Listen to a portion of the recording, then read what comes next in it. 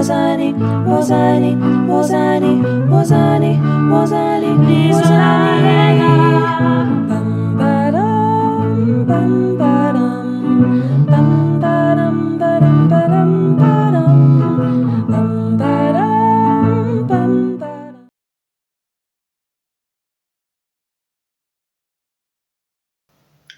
Ngiyanibingelela kuleli khaya elifudumele lezindaba ezihlabahlosile zolimi lwesiZulu esizokwenza ulokhu ubuya njalo ukuzozilalela. Hlala phansi-ke unethezeke, ubize nabanye nithole intokozo nokwazi isiZulu kangcono. Igama lami nginguLungile, ungangibiza Teacher Lungi, Mam Lungi noma Auntie Lungi.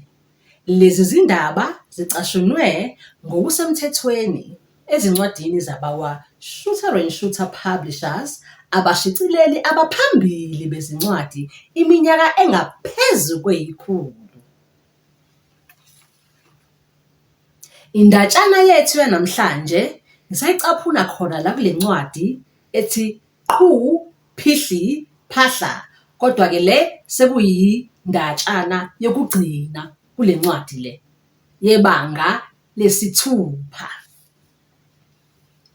Isihloko sayo sithi ukuba nje. Ake sizwe-ke ukuthi ukuba nje yini ukuba nje, ubani osho njalo, ukhuluma ngani?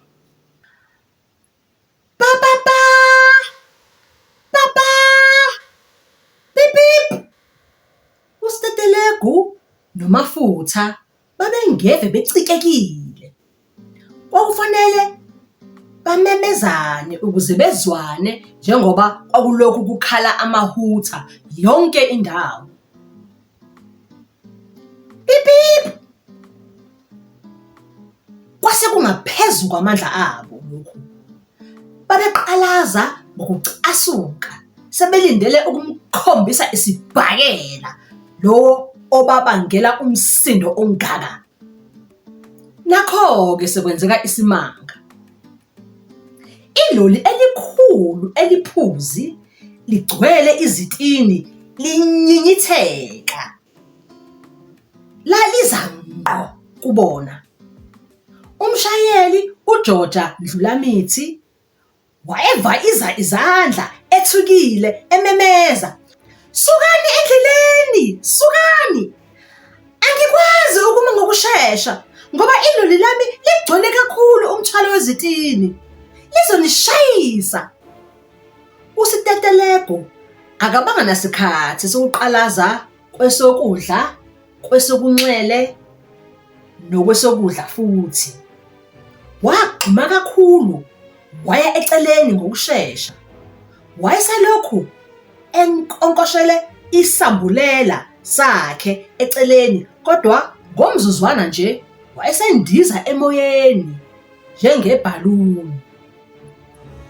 "Uma ngidedela ngizothanqazeka phansi, kodwa futhi uma ngingadedeli ngingase ngindize ngize ngiyofika olwandle, kokunye naphesheya kwezilwandle imbala.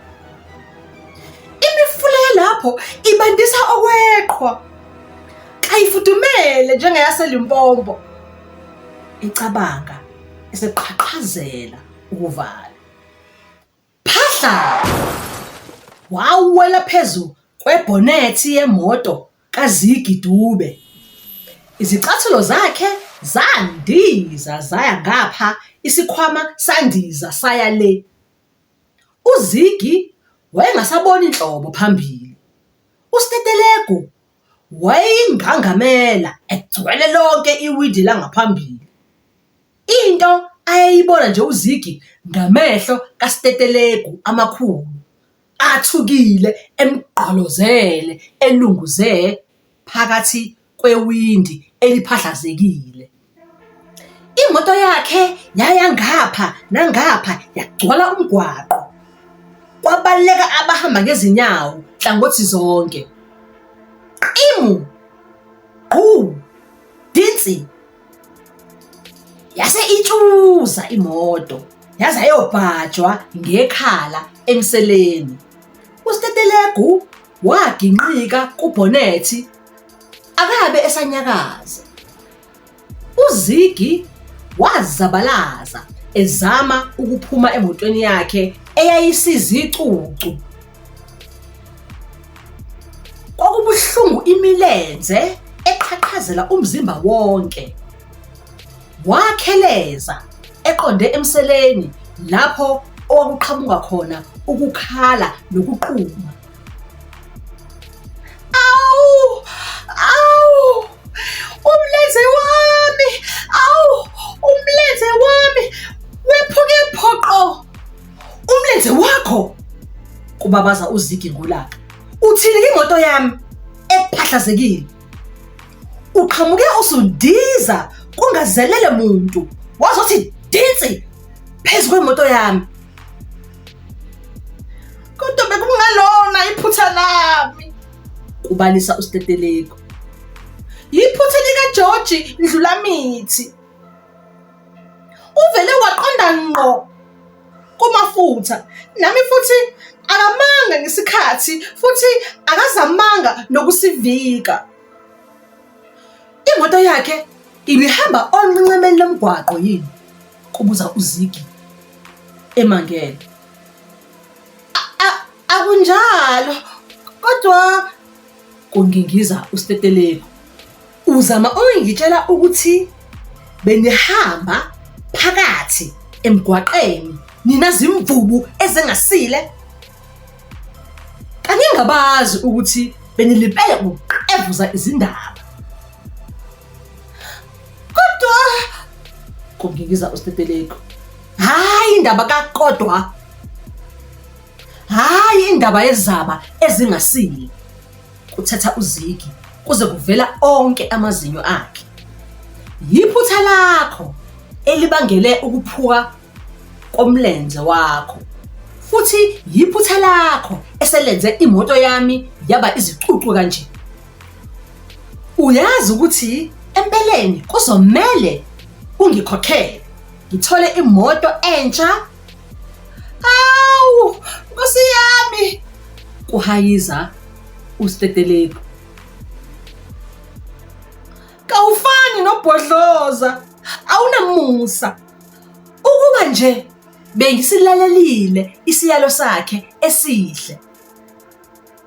Nizikhethele nina ukungalaleli, kusho uZiggy. Manje-ke wena noMafutha kufanele nibhekane nemiphumela yezenzo zenu. uMafutha, uphi uMafutha? Hawu bandla uMafutha, wangakwazanga ukubaleka ngokushesha. Phahla, wandiza emoyeni, izicasulo zakhe zaya zayohlala ophahlweni lesitolo. Isikhwama sakhe sashaya uhayizile impisi ebusweni, nesambulela sasilenga laphayana ezihlahleni zomkhiwane. Wawa waba isicubu phansi.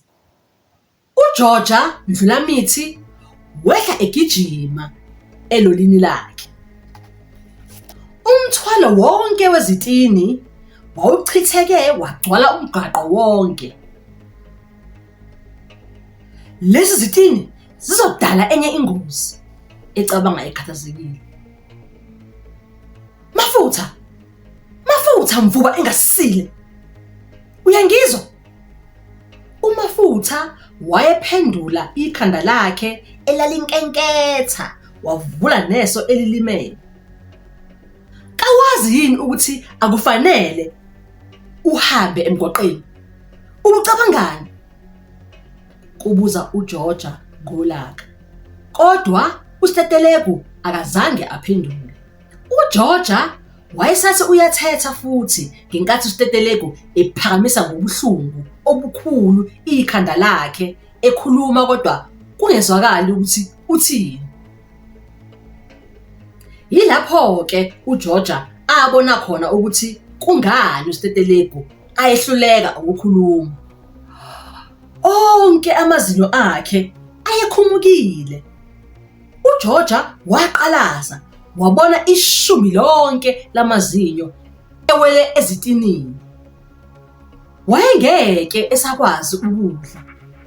Kwakuzofanele aphuze ubisi noma ujusi unomphela manje. Nokucevuza kwakhe kwase kuzoba nzinyana ngempela. Ziggy, phuthuma! Ubize i-ambulensi bandla, kumemeza uGeorgia. Yasheshe yatheleka i-ambulensi. Abosizo oluphuthumayo bathwala kanzima bequkula izimvubu ezimbili ezazingasathi nyaka.